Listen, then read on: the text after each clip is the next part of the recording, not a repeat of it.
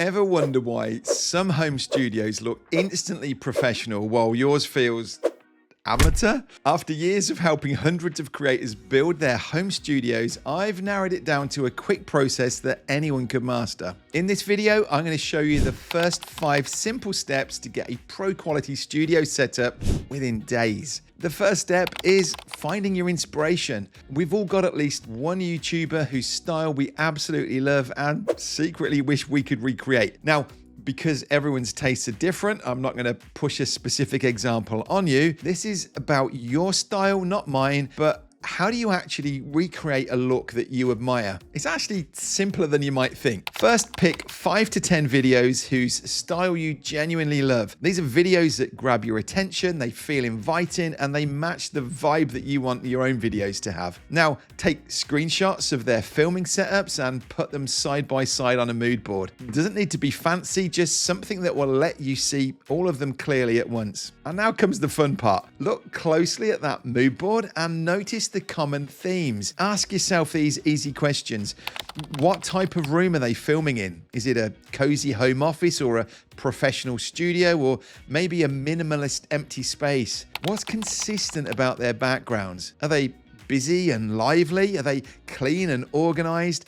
Do they share common props like bookshelves or plants or lights? And how does their lighting come across? Does the scene seem bright and airy or colorful, or moody and cinematic? Is their face evenly lit, or is it more of a dramatic style with shadows? How close are they sitting to the camera? Can you see their desk clearly, or is it just head and shoulder? I know this might sound like a lot of work, but don't worry, nobody's grading you. This is simply to give you a clear idea of exactly what you want your own studio to look like. Once you have that clear vision of the style you love, you're already halfway there. Now, let's see how we can bring your vision to life in your own studio space. Way too often, people come to me and say, I think I need a green screen, when actually their existing room could work perfectly. So before you give up on your own space, let's take a closer look at measuring things out. First, imagine your room completely empty. No furniture, nothing. How would your ideal setup look? Ideally, you want a clean, simple background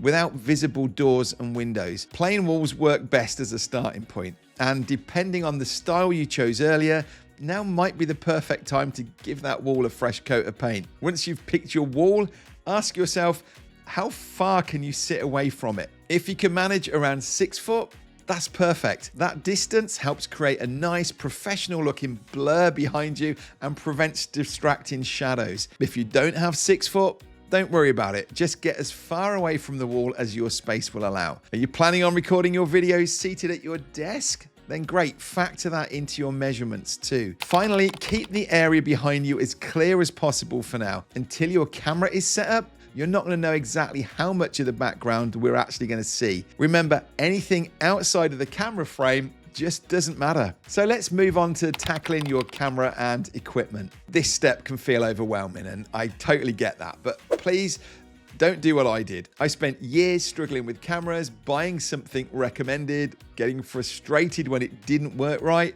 buying something else, and ultimately wasted a small fortune on gear that I didn't need. So what's the right way to approach this? Well, the easiest, smartest way to do this is to follow the advice from someone who's already done all the trial and error. There are plenty of experts who've done the testing and can guide you clearly. And if you'd like that person to be me, great. I've put together an equipment list below that gives you everything you'll need for around $2,000. Or if you prefer a more personalized approach, there's Impact, where my team and I personally help you build a tailored setup that's perfect for your specific needs. But maybe you're thinking, nah, I'm a lone wolf DIYer. I want to figure this out myself. What could go wrong? If that's you, here are 3 essential tips you need to know. First, find the price sweet spot. Too cheap, and you're not going to achieve that polished professional look that you're after. But if you go too high end, you'll end up with complicated gear designed for professionals, and honestly, unless you're already a pro, you probably won't get your money's worth. Not sure about the difference?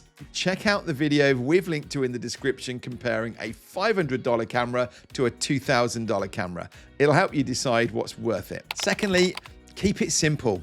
Simplicity is key, especially with lighting. Stick to products from the same brand or product line. They're going to be easier for you to set up, easier to use, and they'll work seamlessly together. And third, connect everything directly to your computer. Trust me, this makes life so much easier. No more fiddling with memory cards or transferring files manually. Plus, you'll be ready to live stream or join meetings with your new professional setup at a moment's notice. Now, when you have your camera in place, you should be able to see what's visible through it, and you'll realize why you couldn't do this earlier. Now we can get on to designing that background. In a recent studio setup video, we tackled this exact step. Here's how we did it. Before committing to drilling holes or hanging shelves, we used something as simple as post-it notes to mark out corners and masking tape to visualize shelves. This let us see exactly how it all looked on camera before making any permanent changes to the wall. But what exactly should you put in your background? Well, this is where we circle back to your original mood board. Look closely. Were there common themes or repeating items? Maybe a certain plant, specific furniture, or decorations on the shelves? Here's an easy trick to visualize your ideal background clearly. First, take a quick picture of yourself through your camera. Then use that photo to sketch or draw in anything that you think you might want to add, like shelves, plants, artwork, props. One quick tip here, leave a margin of space around your head. Objects placed directly behind you can look distracting or awkward, so give yourself some breathing room. And remember, this drawing isn't going in an art gallery. It doesn't have to be perfect. It's just a simple way for you to experiment and get a feel for the best placement. Once you're happy with your sketch, it's finally time for the fun part, bringing your ideal background to life. Now, for our final step in creating your ideal look, take a look at these examples.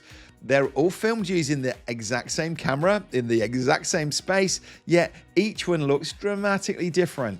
What's the difference? Lighting. So how should you set up your lighting? Again, let's revisit that original mood board and the style that you chose. Pay close attention to how your favorite creators are lit. Is their face evenly lit, bright and clear? Or is there a more dramatic look with a stronger lighting on one side? You can quickly achieve these different styles just by adjusting the position of your main light. Move it directly in front of you for even lighting, or shift it slightly to one side for a more dramatic, contrast-heavy look. But the important question is, what look do you want? Lighting is a huge topic, far bigger than we can fully cover in just this one section, but it's easily one of the most important elements in creating professional quality videos. That's why I've created a dedicated video where I dive deep into lighting techniques, the best ways to position your lights, and exactly what type of lights you should buy. So if you're ready to master your lighting, check out that video next.